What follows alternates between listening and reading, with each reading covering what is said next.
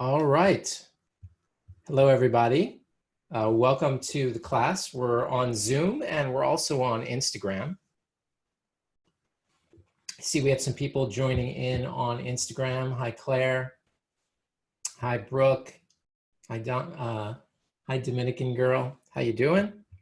We are also on Zoom, and I'd like to say hi to Eric and Carl, Alana, Louis, Loretta, Marcia, Russell, Sheila. Up on Instagram, Michael, Wendy, Susie, food side to try, Lorianne Jones, Aaron, Yavi, Kay, let's see, they're coming in fast, too fast. Keto community, hi there. Welcome to Mel and Jeanette who are coming in on Zoom. Let me know if the audio is okay, and we'll get started in just a minute. We also have Lucy with us, who is with us tonight, and she is always with us during our classes, and she's always really quiet. So we'll see. Hi, Miranda from Iowa. We'll see how she does. We'll put her down. All right, well, tonight we are going to be talking about some lab tests that I think that everyone should know about. And I would say that one of the things that I am interested in, really, when I make my videos, is for you to become your own authority in health. And that's sort of my slogan, because I feel like you have to be more in charge. Most people need to learn to take charge of their health by really learning things about how doctors function, how to take control of understanding the lab tests that you have. And there are so many new lab tests that are out there. It's sort of like one of those things where you learn a little bit and then you learn more and then more and more, and then the lab tests get more and more detailed, actually. Now, that doesn't mean that your lifestyle necessarily is going to change, but what it does do is it reinforces the fact that you need to adopt a healthy lifestyle. That's really the main thing that we're going to be focusing on, about how these very particular labs, you're going to see themes that run through all of them. And it just goes to show that a well-rounded, balanced, and sort of anti-inflammatory lifestyle, I guess you could say, contributes to a whole host of things that contribute to your health. So let me start sharing my screen. Now, for the people on Instagram, you're not going to see my screen, but I'll be talking about it in enough detail so that you have a clear understanding of what we're talking about. I have my hot cocoa here to give me a little boost of energy. All right, so let's get the screen up. One moment.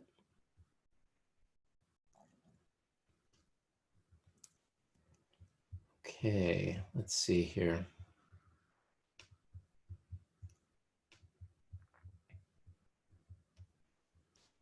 All right, looking for it right now. Let me close this window and hit share again. All right, here we are. All right, so you should be able to see my screen. If you don't, please do let me know. I see we have a bunch of other people that came in. Hi, Alec. Nice to see you on the class. Alana, Dina, guest, Janet, Jeanette, Kimmy, and we've got Angie joining on Instagram. Okay, so hopefully you can see my screen. Again, on Instagram, you're not going to be able to see it, but I'll talk in enough detail so that you understand exactly what we're talking about. So let's get started. You should see my screen. Let me blow it up a little bit here. And if you have any questions, just let me know. Now, we're giving out what this lecture is about. And for Instagram, everyone is seeing a slide on their screen that basically says lab tests that you should know about. And the ones that we're going to be discussing tonight are hemoglobin A1C, vitamin D, apolipoprotein, which I spelled wrong here, B, lipoprotein A, insulin level, C-reactive protein, Hormone Panel, and then just a very brief introduction to some of the next generation in lab tests that a lot of doctors that are interested in lifestyle medicine are actually ordering, like myself. So let's start with hemoglobin A1C. And many of you probably have heard of hemoglobin A1C, especially if you have a relative or you have or you yourself are, dealing with high blood sugar. And basically, this is what's called glycohemoglobin. It's actually when your glucose, when your blood sugar is binding to your hemoglobin, your red blood cell. And when it does that, you're getting what's called glycohemoglobin, which means actually that the sugar is binding to the hemoglobin, and it's an irreversibly bound. Meaning it's not going to let go. And the red blood cell lasts somewhere between 2 to 3 months. So you're able to measure exactly sort of what your average blood sugar is. Now, if you look at a slide here, you can see exactly what, let me blow this up a little bit, what it roughly corresponds to. So, many lab companies say 5.5 or 5.7. And this is the average blood sugar that it corresponds to. It's not exact, but this is generally what we're looking at. And obviously you want to be, lower is better. But one of the things that I always talk about when I explain hemoglobin A1C is this concept of advanced glycation end products, or AGEs. And this is where sugar is actually binding to protein. And when sugar binds to protein, it's irreversibly bound, like I said, with the hemoglobin. And what does that mean? It means that when it binds and it doesn't let go, this is one of the things that happens with aging. And what happens in the skin? Let's start with the skin as an example. When your blood sugar spikes and your blood sugar binds to the collagen in your skin, it actually changes the collagen from one form of collagen to a weaker form of collagen, which results in wrinkling. That's one sort of very tangible and obvious thing that you see with AGEs. So anytime your blood sugar spikes, this is what's happening. Now, if it happens in your muscles and your tendons, you start to get inflexible and stiff. So all of these things, it's just, it says AGE because it stands for advanced glycation end products, but it's also what you're seeing with aging. In the eyes, of course, you're getting diabetic retinopathy. These are basically things that are happening because the blood sugar is binding to the proteins in the retina. And this is causing damage to not just your eyes, but to everywhere else. That's why I gave the example of skin and muscle and all these things that are happening throughout the body. It's happening because you're getting this huge spike of sugar. So we do need to be aware of all the things that contribute to making your blood sugar go up, because these are going to speed your aging. It's going to speed your just general decline in health over a long period of time. This is one of the reasons why people with poorly controlled diabetes have a much shorter life expectancy, because it's affecting people throughout their entire body. And it's affecting all of us as well if you are not getting a handle on blood sugar spikes. Now, the fact is that you might not have diabetes, but that doesn't mean that you're not getting blood sugar spikes, and it doesn't mean that you're not getting high levels of insulin, which we're going to be talking about in just when we get down to here, talking about the insulin level. So it really behooves all of us to spend some time trying to figure out what it is that makes our blood sugars go up. Now, obviously, I didn't include blood sugar here. This is sort of the next level beyond what you normally are going to get. Obviously, you go to your doctor and you get CBC, complete blood count, and you get chemistries, and you get blood sugar, and you get a cholesterol panel, and that's generally the extent of the blood work that is sort of routine. What I'm urging all of you to do, and I strongly urge you to do, is to learn, like you're doing now, about additional lab tests for you to be able to get for yourself. whether you ask your doctor and say, you know, I'd like to know what my hemoglobin A1C is, or I'd like to know what my insulin level is. All of these things are your responsibility. You cannot rely necessarily on your doctor to do that for you. So as I said, my goal is for you to become your own authority in trying to determine for yourself how to incrementally improve and optimize your health step by step. And that involves learning about these blood tests, because you can learn so much about things when you learn about this. You know, a lot of people are pre-diabetic, and they can find that out with the hemoglobin A1C. So much, it's like a huge percentage of the population that is dealing with pre-diabetes. And honestly, the lab values that they recommend for normal, when you look at it and you're trying to optimize for a long lifespan, you probably are going to want it much lower than the suggested level that you're going to see that your lab is going to recommend. Because quite frankly, when they determine your normal values on these labs, it's basically a sampling of the average population. And we do not want to be average to the average American population. We're dealing with critical levels of horrendous health because of poor dietary choices and lifestyle. And we don't want to be compared to the standard deviation of what we're seeing in the general population. All the values that I recommend for my patients are going to be a lot lower than, for, in this case, that level that's recommended. So this notion of AGEs, which we're going to get into later on, they're basically, you have to think about it in the context of what's making your blood sugar spike. And for some people, it can be very, very simple things. It can be bread or grains, that even whole grains can make your blood sugar spike. And so when you get an idea of what your hemoglobin A1C is, then you really are going to be able to start to figure out how to actually get it lower. Because when you lower it, as I mentioned, you're dealing with decreasing the rapidity of your aging process.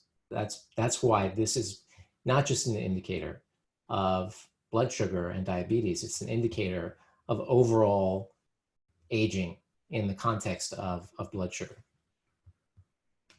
Okay, so let's keep on moving. Just want to check one thing here. There we go. Okay, and again, if anyone has any questions, let me know. Next is vitamin D. Now, vitamin D is actually becoming more common for doctors to check. And quite frankly, almost every time I check a vitamin D, it's almost everyone is deficient, unless they've been taking some kind of supplemental vitamin D. It's important for you to know your vitamin D level. And again, if your doctor is not ordering that, or you're not, you have to be, again, you have to be your own promoter. You have to stand up for yourself when it comes to, you know, learning about these tests. So if you don't know what your vitamin D level is, it's very important that you do, especially now that we're dealing with, you know, COVID. It's important because, quite frankly, I think there was a study out of Europe that basically said that the mortality rate for people, what the heck is saying? Yep, you have to be your own advocate. Absolutely. There was a study, I believe, in Europe that showed that people who had lower level, average levels of vitamin D had a higher mortality rate with COVID. So vitamin D, which, you know, in the classic sense is responsible, when you learn about it in medical schools, responsible for the absorption of calcium and magnesium and phosphate from the intestine. It's got this very elaborate way of moving from the skin, and then it goes to the liver and then the kidneys, and then it gets activated. And quite frankly, the list is too long to go into here, but it's involved with lowering the risk of cancer and heart disease. I mean, just about everything. It's more of a hormone than it is a vitamin because it interacts that way. It's too long to go into, but you need to know what your vitamin D level is. It's very, very important. Now, just one thing that I should mention is that there is some concern that if someone is just coming down with symptoms of COVID, that if they just then start taking a lot of vitamin D, that could be a problem. What you want to do is just ensure that you have a normal level and, you know, keep on maintaining that normal level and getting it checked from time to time. So I would just like to know, actually, for people who are on the class, how many of you, just type into the box, chat box, how many of you know your vitamin D level? Same thing on Instagram, just sort of curious. Let me know. Okay, next is lipoprotein.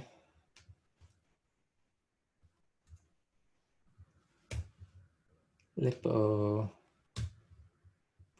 B. I'm a medical doctor. What's the heck is asking a question. All right, so let's go on to apolipoprotein B. This is one of those things, again, that you would get after your general doctor's gotten sort of your lipid panel. And then you're going to want to get these two additional things, apolipoprotein B and lipoprotein A.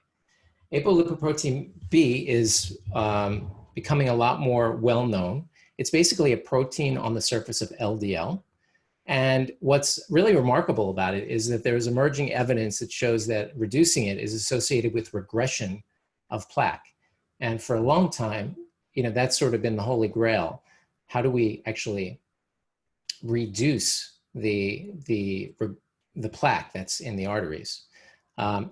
There's been a 60% increase risk of heart disease, even when, in other words, when apolipoprotein B is increased, even if you have normal levels of cholesterol and HDL, there's a 60% increase in heart disease. 160% increase if other values are not good. So if your cholesterol and your HDL are bad and you have an apolipoprotein B, you have a 160% increased risk. It's reduced by walnuts, fish oil, and cruciferous vegetables, increased by sugar, poor sleep, and poor thyroid function. And that's the optimal level for general, for people who are looking at this sort of thing. Now, keep in mind that we'll talk about thyroid function a little bit later. Everyone should have some idea about their thyroid function, because that can have a huge impact not only on apolipoprotein B, but also lipoprotein A, which we're going to talk about in just a moment. And I could say, hold on, we just want to do one thing here. Looks like we have some questions coming in that I can't quite see.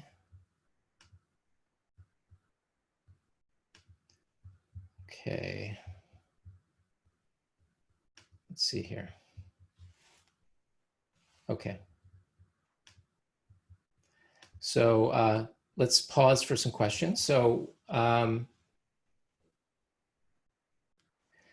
Alec is asking that he gets plenty of sunlight, but he doesn't know his vitamin D level. Is there a correlation between vitamin D deficiency disease based on geographical locations? Well, it's very interesting. I'll just point out one study that was done on Hawaiian surfers probably around 10 years ago or so. And, you know, as you build up a tan, you may not be converting the ultraviolet light B to the precursor of vitamin D in your skin. So unfortunately, just getting a lot of sun is not going to guarantee that you have a normal vitamin D level. And actually, believe it or not, it was something like 1/3, or even, I think it was even a little bit more of the surfers in Hawaii who were out in the sun for 6-7 hours a day were vitamin D deficient. So you can't rely on sunlight. So that's very important. You need to get your level checked. So good question. And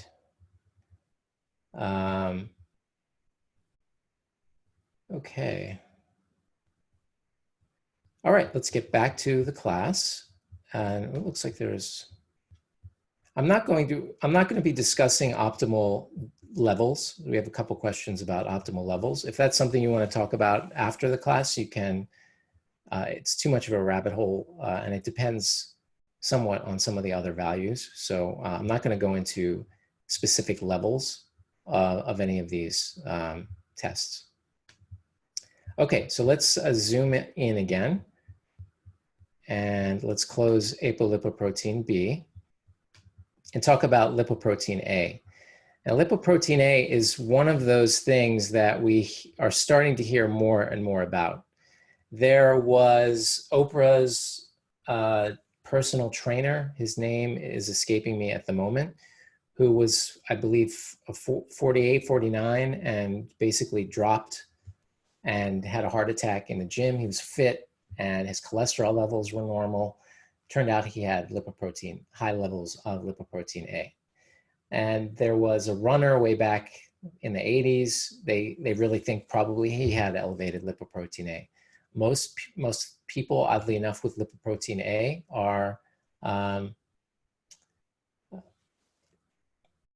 yeah, his name was Bob. What was his last? Someone in Instagram knows his name. Bob. Anyway, it's escaping me. But most tend to actually be fairly fit, and their cholesterol levels might be totally fine, and then they can get a heart attack. It's mainly inherited. Something like 20% of the population has very, very high levels, and it's associated with a very high risk of heart attack and stroke and blood clots. There are some things that can be done about it, and basically things like niacin and high-dose fish oil have been shown to help. But the point is that if you have something like this, you really need to investigate it deeply and make sure that everything else about your lifestyle is perfect. In other words, making sure your insulin level is okay. The same thing with apolipoprotein B. If your thyroid is even slightly off whack and not completely good, it's going to impact your risk tremendously. Bob Harper, yep, that was his name. Someone on Instagram is mentioning it.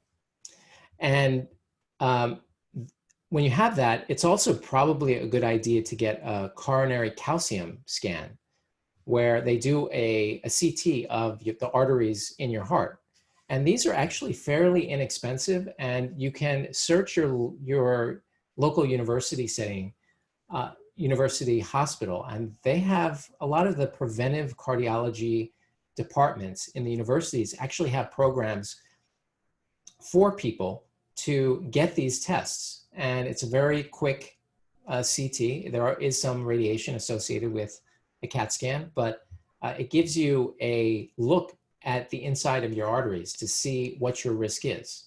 And this is a very, I've had it done myself, and I recommend it to anyone who has a history of, if they have a history of elevated lipoprotein or a history of apolipoprotein B or high cholesterol in the family or heart disease in the family. It gives you a really clear reading of what's going on in your arteries. You don't have to do it all the time. There's another test that some people recommend, which is called a CIMT, which is, it measures the intimal thickness of your carotid arteries. And this sort of is not 100% correlated with what's happening in your heart, but it's just an ultrasound that they look on your neck, and they look at the thickness, whether you have any plaque in the carotid arteries. And the theory is, obviously if you have plaque here in your neck, you probably have some in your heart, and this can increase your risk a little bit. Just looking for Lucy there. Okay. All right, so that's lipoprotein A. And if anyone's heard of that, do let me know. I'm just curious. There's a Lipoprotein A Foundation, because like I said, 20% of people have a really high level, and it's something like 30 or 40% have an intermediate risk level. And it's super associated with heart disease. So it's a very important thing to check. Okay. Okay, insulin level. Now, we all get our blood sugar checked. Some of us get our hemoglobin A1C checked. But insulin level is something that not everyone, a lot of people are not getting tested. it is very easy to, it's a very inexpensive test, probably costs 40 or 50, maybe 30 to $50 or something of that sort. And it's super important to get checked. I suggest everyone get an insulin level once a year. And we're going to go through why that is. Now, first of all, I put this because we have a lot of people interested in sort of optimizing their body weight. Insulin level, when you have an elevated insulin level, that makes it difficult for you to lose weight. And the reason is because there's something called lipase, which basically breaks down your fat when you're in the right state. And lipase is an enzyme that breaks down lipids. And if your insulin level is high, it really shuts off this lipase, which prevents your body from breaking down fat. And there are a lot of things that can keep your insulin level high. Obviously, sugar can potentially do that, but also animal protein can do that, can make your insulin level go very, very high.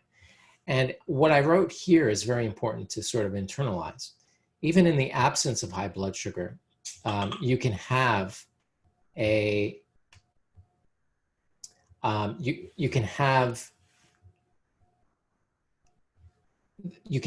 levels even without high blood sugar, first of all.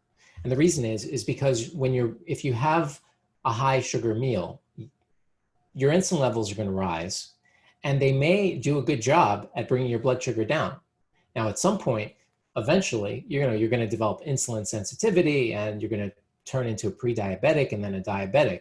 But for some people, and not an insignificant number of people, they get their blood tested and their blood sugar is fine, and even their hemoglobin A1C might be okay, but their insulin level is super high. It's working to keep the blood sugar down, but that doesn't mean that having a high insulin level by itself is, that is associated by itself as an independent factor with a whole host of chronic diseases.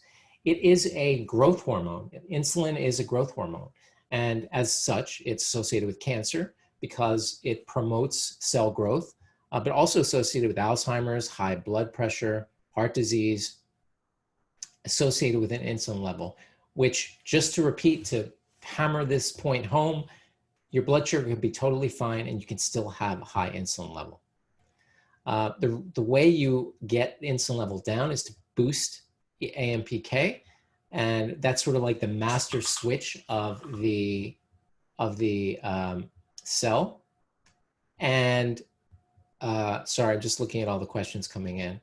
Insulin level, can you tell if insulin level is due to stress or cortisol, or if it's actually due to sugar and what you're eating? It's mostly due to sugar and what you're eating.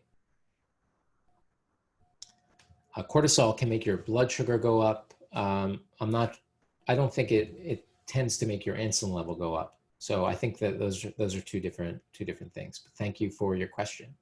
Keep them coming. So getting back to AMPK, this is, as I said, sort of known as the master switch of the metabolism of the cell. And the way you can boost AMPK is through fasting, exercise, metformin, which is a diabetes medication, and it lowers insulin levels, lowers blood sugar. And quite frankly, it's one of those medicines that in some cases, it might be one of those medicines that's probably worthwhile. And I'm saying it in the sense of all medicines have their risks. Metformin, I was talking to my father the other night, he was telling me that there was a precursor to metformin that I wasn't aware of that was associated with a whole host of side effects. And we were talking about how metformin, of course, also has some risks, but the risks are reasonably low. Now, there's actually a very interesting study going on right now using metformin to extend life. Really, they actually have a longevity trial for people who are being given metformin that is really being used mainly in this trial for, as I said, for longevity. That's why people are taking it. I know people who are taking metformin specifically for longevity. And while I'm not doing that, but there's enough data that it may be something that potentially could be worthwhile. Gynostemma tea is a tea that I like to drink that also boosts AMPK. Other things like berberine. There's another hesperidin is another herbal that can boost AMPK.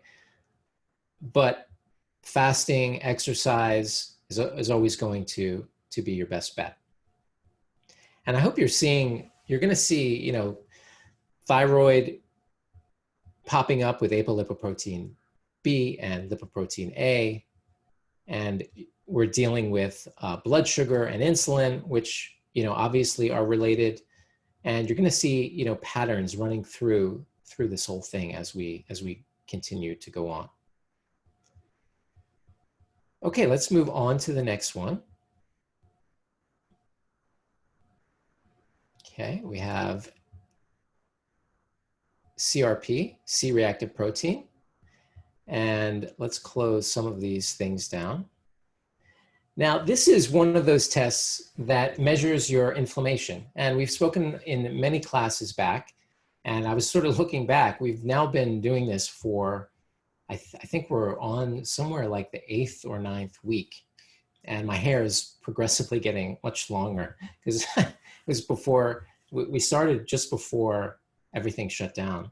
And I had a nice short haircut. Now my hair is slowly, each week you can see my hair growing longer and longer. But we've spoken about systemic inflammation and how there have been trends in health where it seems like every 10 years there is another wave of interest in certain in modern medicine. You know, there was the antibiotic era where we saw increases in longevity because we were getting rid of bacterial infections. And at some point we had sort of the genetic era where when the human genome was decoded, everyone thought that genes were going to be the be all end all, and then we learned that that the environment and what you eat and your lifestyle is going to impact how your genes express themselves. And we've entered now into some other things, like inflammation is also sort of a big thing that people are talking about in terms of it being associated with every condition. And this blood test is probably the #1 test for looking at systemic inflammation throughout your body. So it's a good indicator of inflammation. Now, abdominal fat can be a very big culprit. And as I've mentioned in previous classes, fat is not just sitting there. It is a metabolically active cell that is, in many cases, churning out things like estrogen and inflammatory chemicals, or what are called inflammatory cytokines.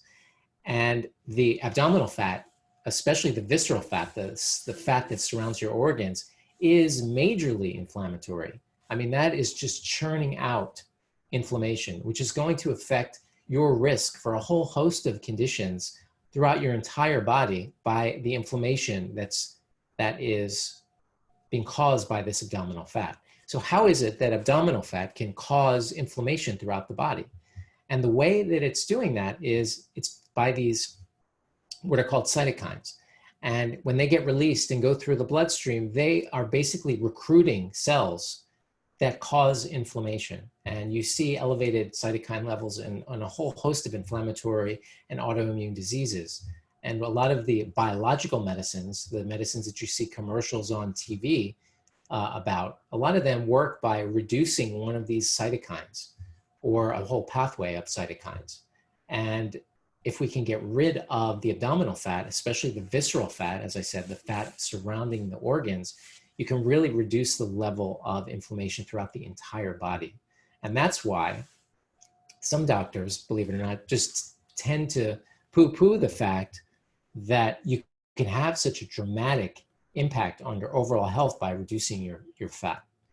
And that's why weight loss can be such a profound, healthy weight loss can be such a profound impact, can have such a profound impact on your overall risk for inflammatory diseases, which the list is too long to list.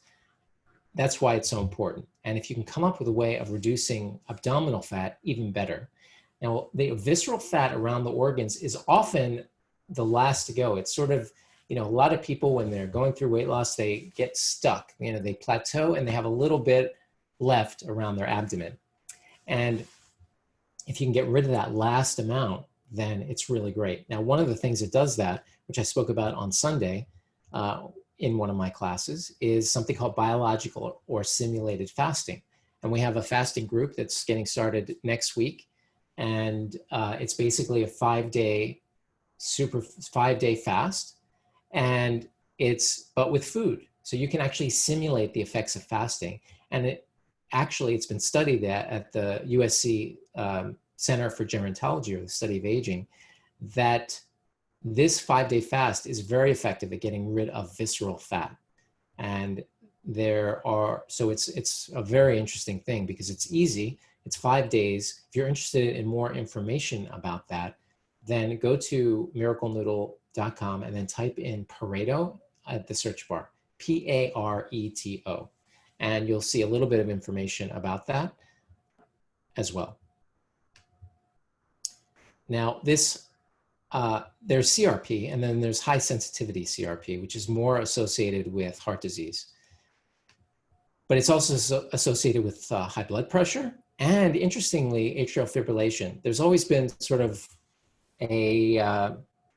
somewhat of a mystery with people who have heart disease. Why is it that they get atrial fibrillation and some don't? And one of the reasons is because of having overall systemic inflammation.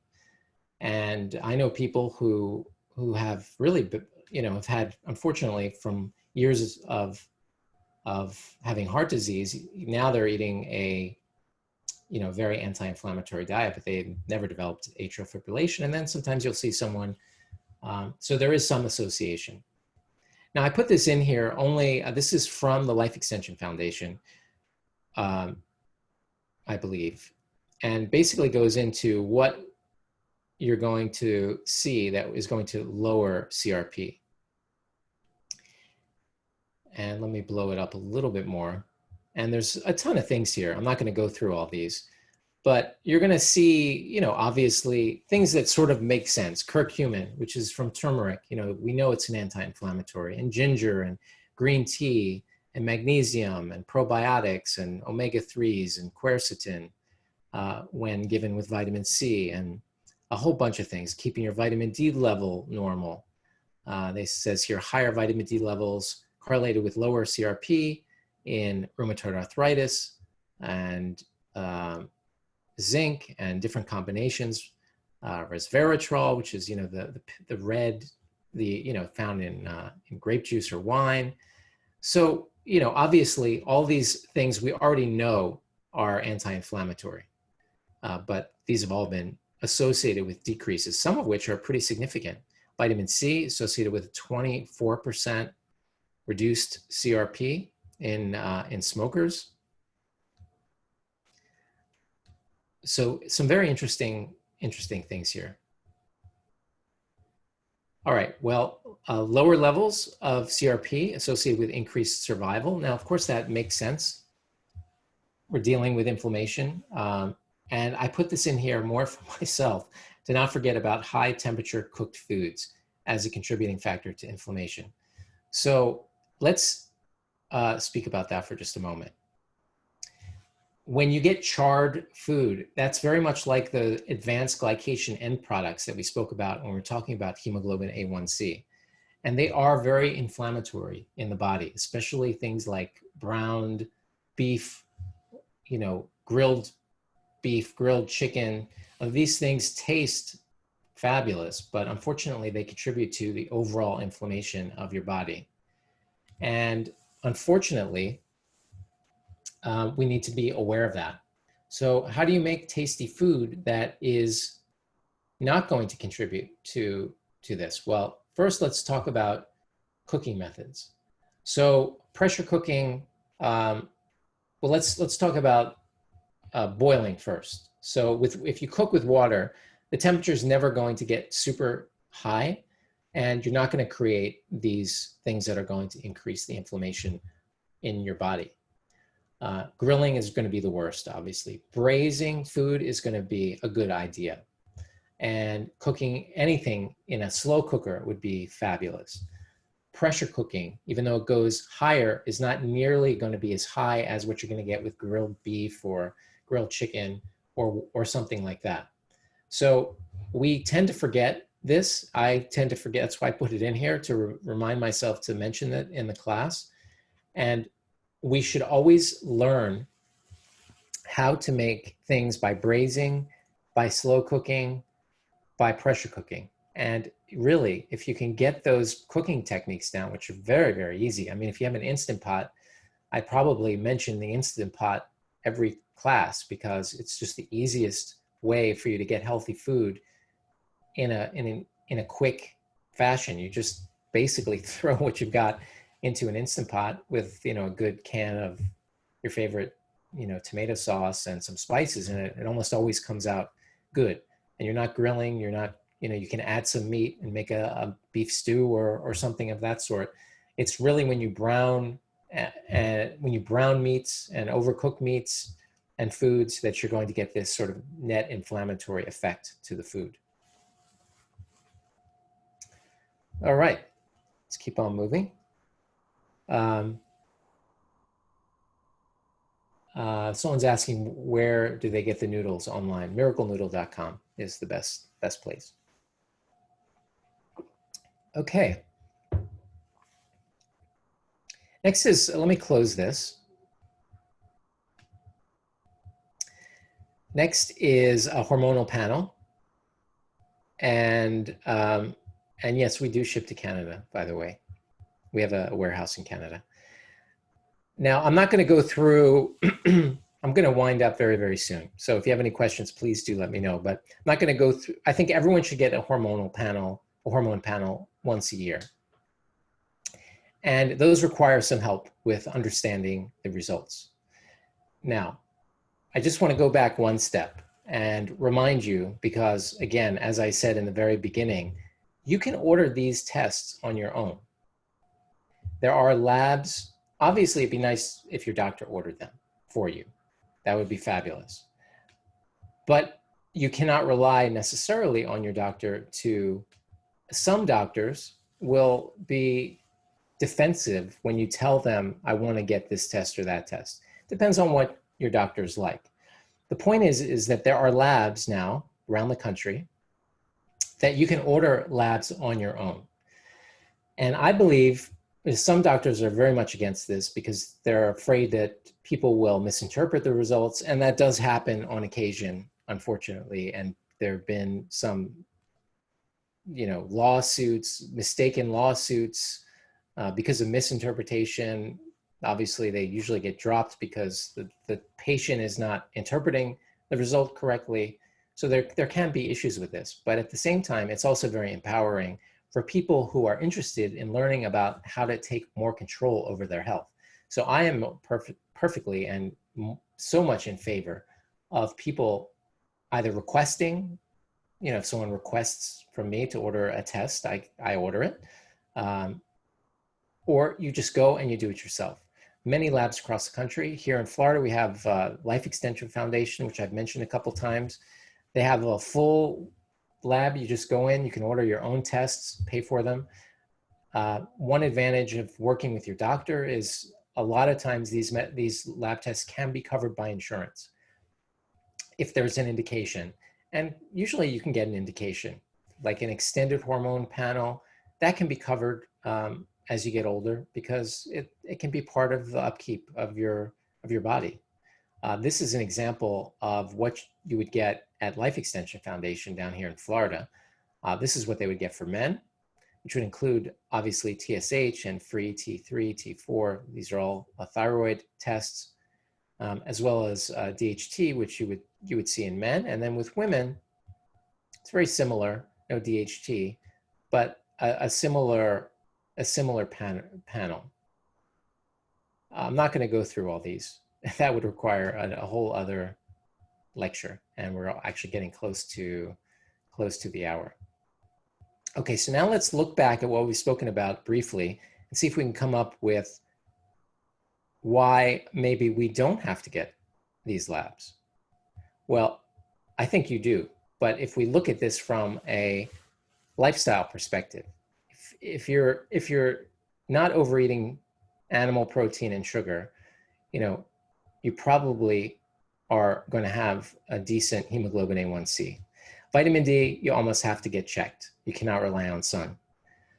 Apolipoprotein B and lipoprotein A, again, these are things that have an increased risk of heart disease that might not be evident, but at the same time, some of the lifestyle things for apolipoprotein B, again, if you're doing everything right and you had an incredibly anti-inflammatory diet, but lipoprotein A is one of those things, as we said, that it's genetic and you really do, it really is beneficial for you to know so that you can get everything else fixed and make sure you're living a lifestyle that is going to contribute to your overall health. Insulin level, again, I think it's super important only because you can be misled by having a normal blood sugar, and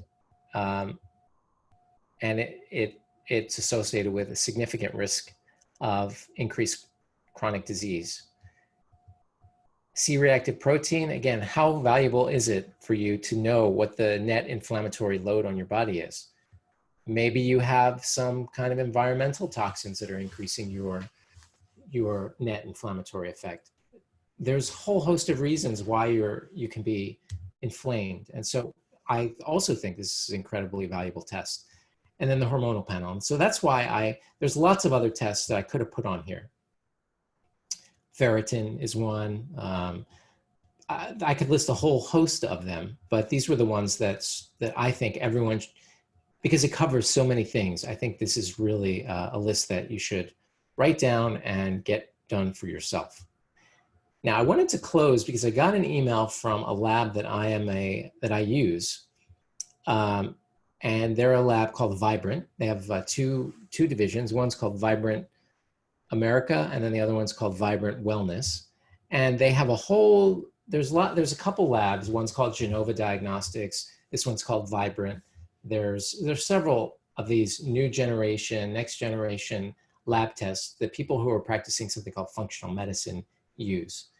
And some of these tests are fabulous. In fact, years ago, I went to a conference held by the Institute for Functional Medicine.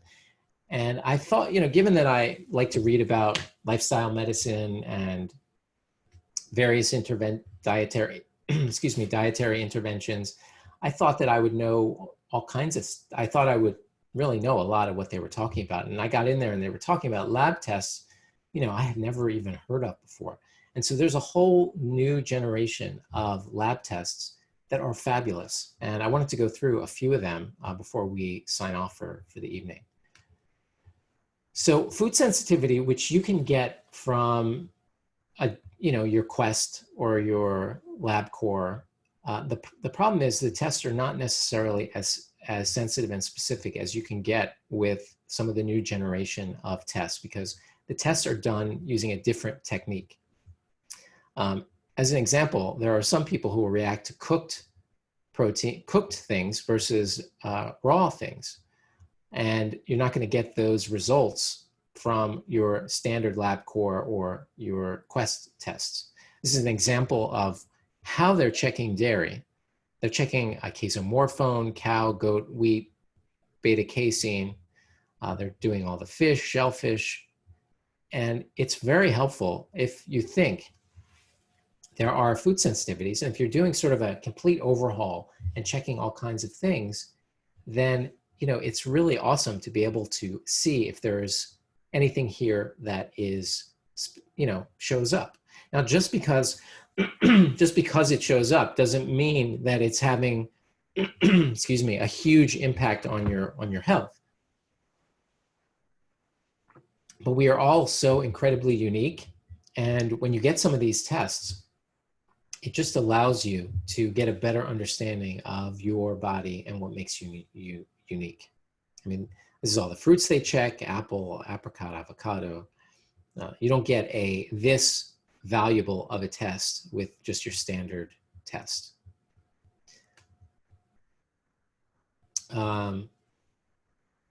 Guard Jill is asking, would this be something your naturopath would order? Anyone can order this. They need, I mean, anyone can order this. Any doctor, these are doctor specific, so you can't order these on your own. The ones I spoke of before, you definitely could order on your own. These you need a doctor, a naturopath, I suppose, but even a functional medicine doctor, I order these tests. I mean, if you are interested in, if you want to get these tests, you can contact me after the class, and I'd be happy to talk to you about ordering that for you if you're very, very interested in that. They're not covered by insurance, most of these. Food sensitivity might be, but the micronutrient test, which we'll get into in just a moment, definitely is not covered, and I think it's around $149 if I remember correctly. Heavy metals. So this test is usually done with a challenge where you take something that causes your body to pull these out, and then in the urine they test the metals. Micronutrient tests are fabulous. And again, if you just get, say, if you go to LabCorp and you go to your doctor and you say to your doctor, I want to get my magnesium level checked. If they're not familiar with this sort of thing, they're just going to write magnesium because, when you're an intern and, we would order magnesium to make sure that, especially in the cardiac care unit because it's associated with having arrhythmias of the heart. But if your doctor is not aware of how to check for whole body magnesium, if he just writes magnesium, they're just going to check magnesium that's floating in the blood. But in order to get an overall level of magnesium for your entire body, it has to be measured in the red blood cell. So if we look here on the micronutrient thing, if we find magnesium, you'll see that they are checking both extracellular and inside the RBC. And this gives you a better indicator of your magnesium level. Now, most people are magnesium deficient. I think I read something that was like 40% of people are not getting enough magnesium. One of the reasons being that our soils are depleted of magnesium. And unfortunately, sometimes when certain minerals are depleted from the soil, heavy metals replace them, meaning your body starts to take up things like cadmium where it wouldn't have done so if the soil had its proper mineral content. So we have so many problems going on with our modern lifestyle and our depleted soils and all kinds of toxins. It's such a mess that sometimes all these things interact in so many ways. So your low magnesium level could be affecting some of your heavy metals in a strange way. And as you can see here, all these different vitamins, let me blow it up a little bit more, you can check and notice that there are other things that need to be checked in the red blood cell. Obviously iron, which makes sense, but also your ratio of omega-6 to omega-3 fatty acids. So that test is done using what's happening in your red blood cells. And this is also something that contributes to your overall inflammatory effect. When you have too much omega-6, that's in this test, that's associated with an overall net inflammatory effect for most people. And there's ways of improving that. And I've had people who've gotten this checked who, ate a fair amount of fish. So they thought that their level would be okay. And it turned out that their level was totally off. And it turned out, one example I can remember specifically was like every other day they were eating some kind of fried fish of some sort. And it was fried in, it wasn't a whole lot of fried fish, but it was something that they ate on a semi-regular basis. And it was fried in some kind of vegetable oil, and vegetable oils like, sunflower, safflower, corn, these are very, very high in omega-6 fatty acids. So even though he was eating a decent amount of fish, even in between those meals, it wasn't enough. He was getting so much 6. and that was causing an inflammatory state in the body. So that's a micronutrient test and heavy metals, and there's so many others that are so exciting. And some of them are so new that I think we need to know more. They need to do more testing just so we have a better understanding of what these lab tests, the impact are. But when it comes to micronutrients and heavy metals, that and food sensitivities, the science is really there, and it can be very, very helpful.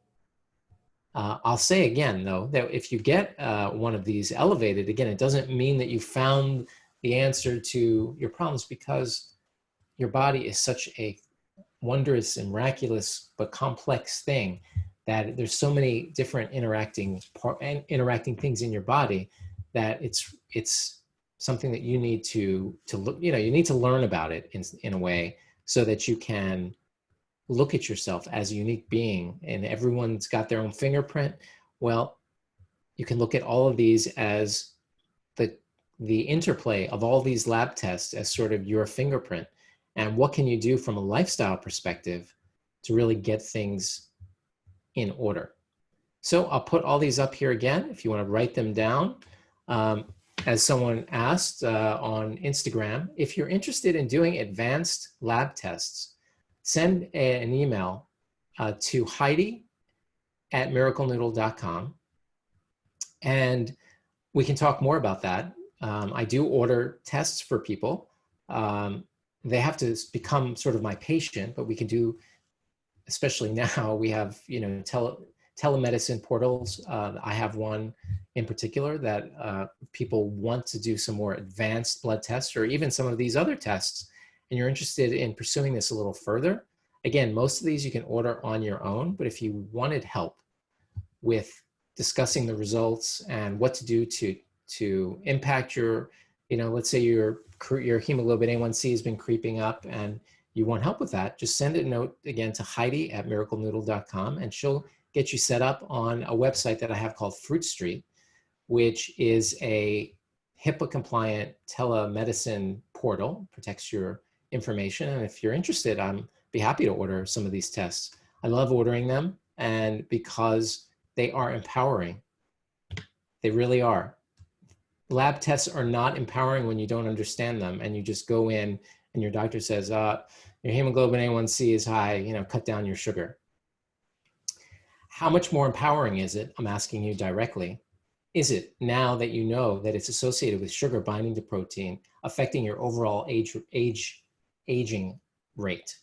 I mean, that's much more empowering and much more motivating for you to be able to affect your overall health with that. Same thing with vitamin D. If you didn't know all the various interactions in cancer and heart disease and stroke, all these things that are associated with vitamin D, gives you a little more, motivation to get that test.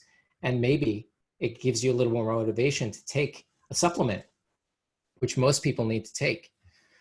Same thing with these values, the values give you information that you might be missing that could be associated with some significant risk.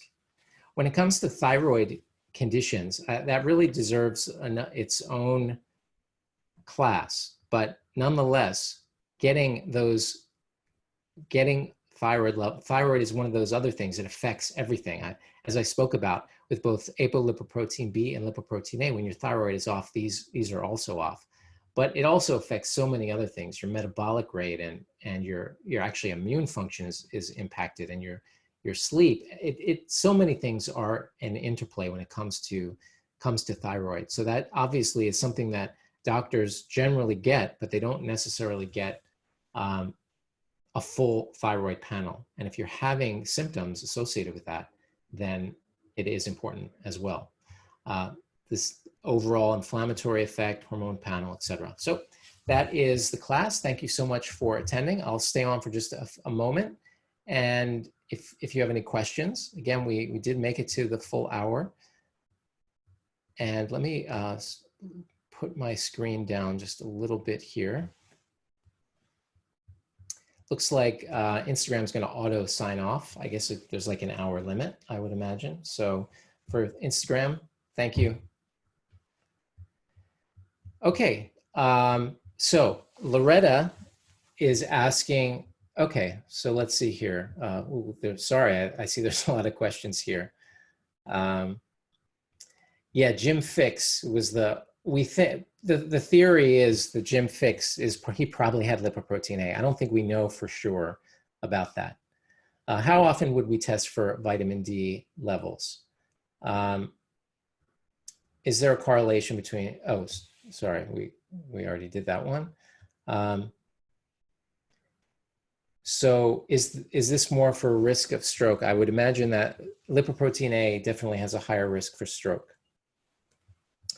Eric, Dr. Kusher is asking about, is mentioning nicotinamide riboside, but I don't know when he mentioned that. Trying to think of where that would be, but if you're still on, type in Dr. Kusher. Alec, is there a formula to calculate how much protein we can intake before reaching gluconeogenesis? So gluconeogenesis is when your protein is converted into sugar. I don't know of a formula. It's probably very different depending on a whole host of things. So I don't know the answer to that specifically. Loretta is saying that nutrition genome, which is here, let me actually, hold on one moment. Let me get my screen in order here. Whoops. Okay. Let's see. Okay. Okay, so Loretta is mentioning that nutrition genome tests for lipoprotein A. They do. They test for the gene. Now, if many of you may not know what nutrition genome is, that's the company that I recommend to do nutrigenomics. So I do nutrigenomics consultations, and you can get your genetics tested, and you can learn about certain things like whether or not you have a gene for lipoprotein A. I will tell you, Loretta, however, that I have had people who have a high level of lipoprotein A and they don't have the gene. And I've spoken to an expert about that and they didn't understand that. So they couldn't really give me an answer. I still haven't gotten an answer for that, why someone would have a lipoprotein A that's very high when they don't have the gene. My thought is probably there's some other genes associated with it that are not being tested there. So there's that. Let's go over to, let's see here.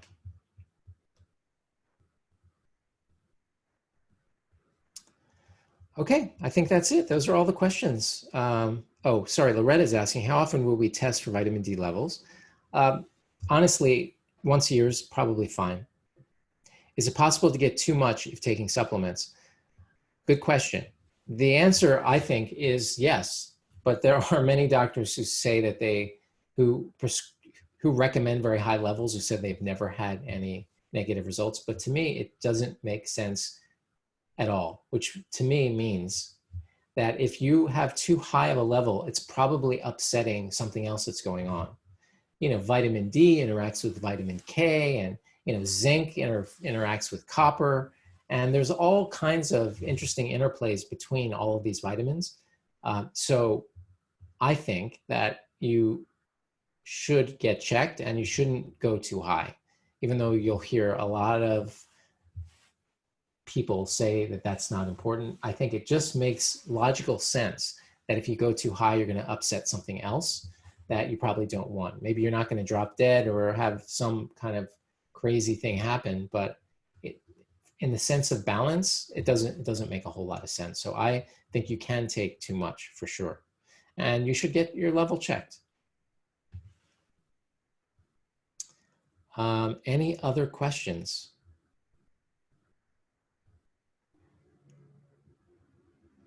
Okay.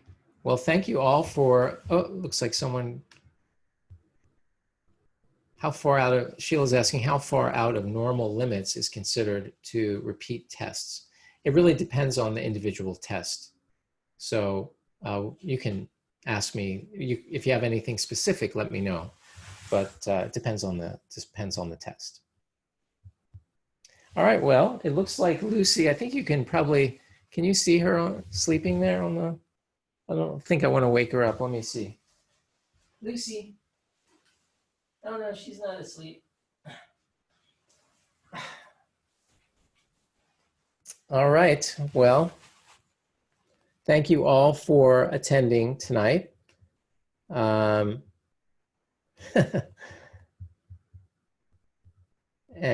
I'm trying to, let's see here.